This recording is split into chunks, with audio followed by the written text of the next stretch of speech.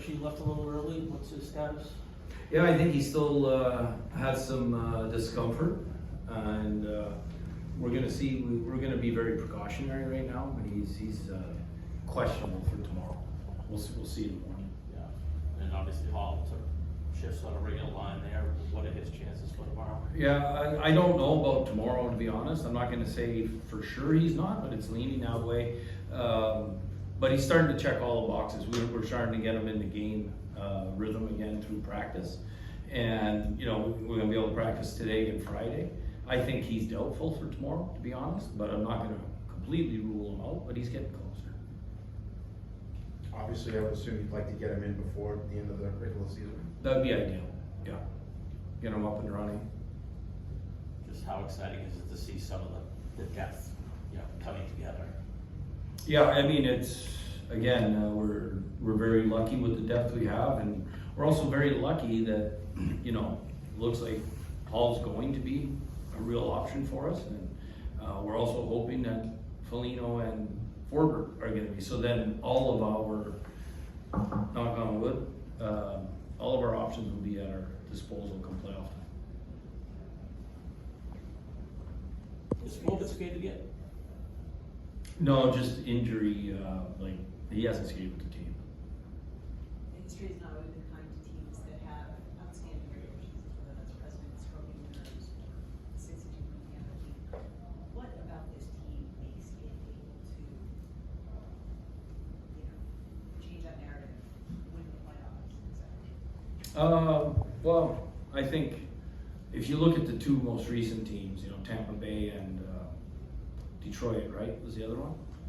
The Detroit team had a couple of cup winners on her, but our leaders have all gone far to the Stanley Cup Finals, or two that have won it all.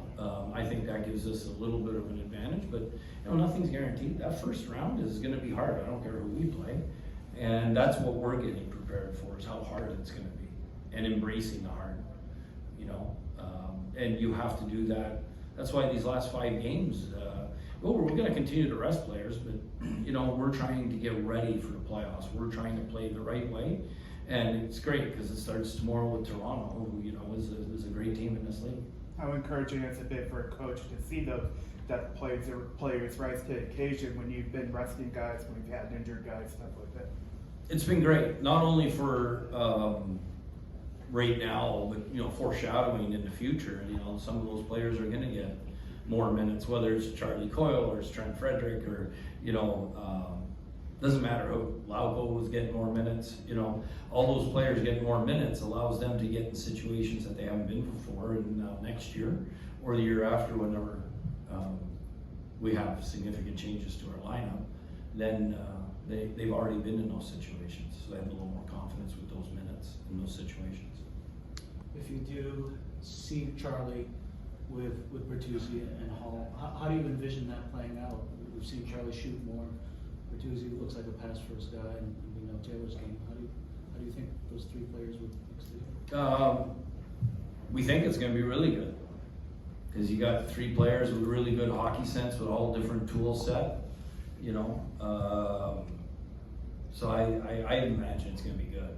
Everyone has good hockey sense, and I think everyone's going to have to be a little more shot first. There is no true shot first player on the line, but if they can wear people down below the tops of the circles, and with Hall there being able to make plays off the rush, because he can beat people not only one-on-one but blow people around people wide.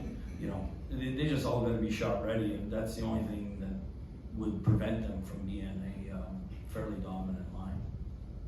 With Marchand going through a little bit of a goal drought and Bergeron obviously resting a few games, just how do you feel about that line, where it's at, and are there things that you want to see from them over these last few games?